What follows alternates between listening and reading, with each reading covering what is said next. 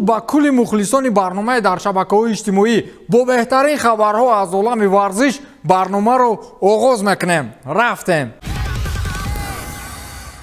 الکساندر соболев футболбози дастаи спартаки москва дар оғози мавсими премер-лигаи русия аввалин голи дастаашро ба ҳадаф расонид ва онро ба модари марҳумаш ки 9 рӯз пеш вафот карда буд бахшид. аз як партофти ҳамдастааш соболев бо истеъдоди хориқулода тӯбро вориди дарвозаи ҳариф гардонид ва ба истилоҳ футболкаашро ба дар карду сӯи минбар давид. зери он футболка пироҳани дигар дошт ки пеши он пироҳан акси модараш нақш ёфта буд. ҳангоми ба дар кардан соболев барои модараш гирья кард ва ҳамдастаҳош ба сифати ҳамдардӣ голи ӯро якҷо истиқбол гирифтанд. чун дар футбол баровардани футболка маън аст, довари майдон василий казарцев ба ӯ корди зард нишон дод ки ин амали довар интиқоди шадиди истифодабарандагони шабакаҳои иҷтимоиро ба по хезонд. собиқ довари касбӣ дар премераи русия игор федотов муқобили хулосаи ҳамтояш баромад ва дар саҳифаи твиттераш навишт ки казарцев ту як ҳайвон ҳастӣ,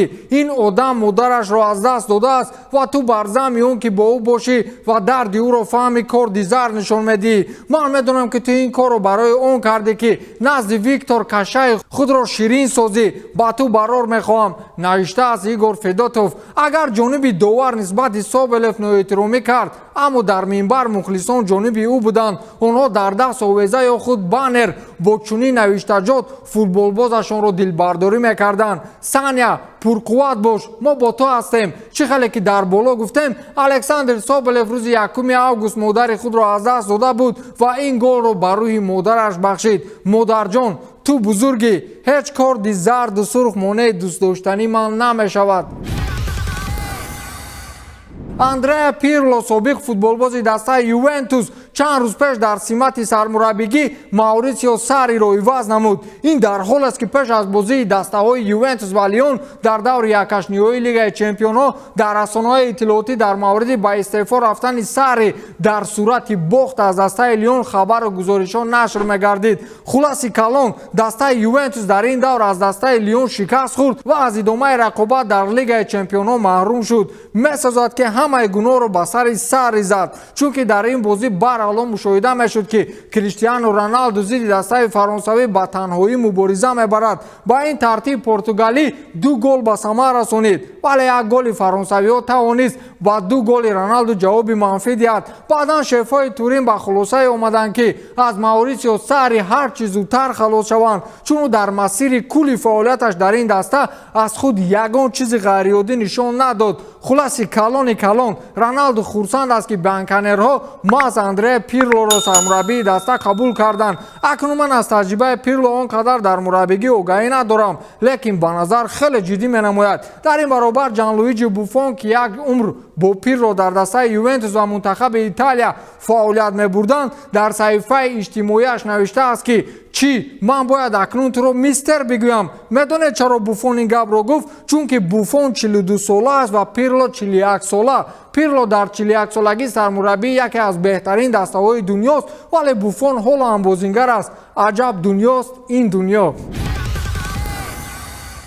вақте хабари хушеро нисбати як бозингар мефаҳмӣ, лекин баъд аз он боз хабари тамоман муқобил ба қабл мебарояд, ҳайрон мешавӣ. баъди оне ки роналду хурсанд шуд аз оне ки пирло сармураббии ювентус гардид, дарҳол иттилои дигар сари мухлисонро ба қавле гиҷ кард. агенти роналду жорже мендеш аллакай бо шефҳои дастаи парижии псж дар мавриди гузариши криро бо псж дар робита буд ва гуфта мешавад ки аллакай тарафайн ба мувофиқа расида истоданд. хулос роналду ба псж меравад. шумо ба ин бовар доред? ин хабари расмӣ аст ки аллакай дастаи парижӣ мухлисонро ба он бовар менамояд ки роналду ин сол дар псж фаъолият мебарад. гуфтугӯи минбаъдаи тарафайн дар лиссабон баргузор мешавад. баъд мебинем ки ин хабар то кадом андоза ҳақиқат дорад.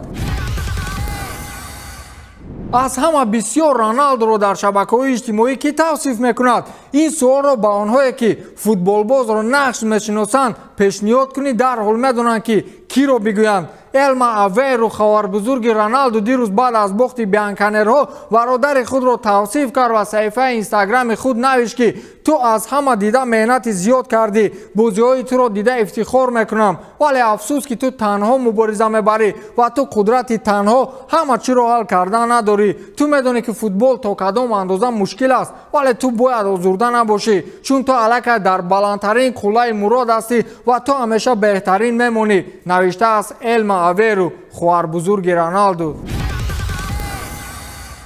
дастаҳои Реал Мадрид ва Манчестер Сити яке аз беҳтарин бозиҳоро дар даври яккашниҳоии Лигаи Чемпионон нишон доданд. Мухлисони Реал Мадрид фақат як баҳона доранд: Рафаэл Варан. гӯё ки Варан сабабгори бохти мадридиҳо шуда бошад. дар асл ин тавр нест, чунки фақат дар як ҳолат гол мешавад, ҳамон вақте ки аз ҷониби даста ягон иштибоҳ роҳ ёбад ва рақиб иштибоҳро истифода барад. Варан низ иштибоҳ кард ва ҳама он қаҳрамониҳое ки тӯли чандин сол дошт дар як миҷа задан барбод рафт. хулас мухлисон ҳама қаҳрамониҳои ӯро фаромӯш карданд. Варани бечора ба фикри шумо дар ин маврид чӣ гӯяд? ӯ дид ки ҳама зидди ӯ баромаданд, ноилоҷ инро қабул кард ва дар саҳифаи инстаграми худ ин сатрҳоро навишт: мехоҳам ба шумо бигӯям ки ин мағлубияти ман буд. ман бохти дастаро бар дӯши худ мегирам. мо зидди ин даста хуб тайёрӣ дида будем, аммо ҳамааш барбод рафт ва ман намедонам чӣ гуна ин иштибоҳро ҷуброн намоям. наметавонам гуфта ки чаро ин тавр шуд, аммо имшаб шаби ман набудааст, навиштааст Рафаэл Варан. пешниҳоди ман чи аст? биёед ҳама якҷо Варанро мебахшем. ин гуна ҳолатҳо дар футбол зиёд мешаванд ку. ба ҳамин тамом, то барномаи дигар, хайр.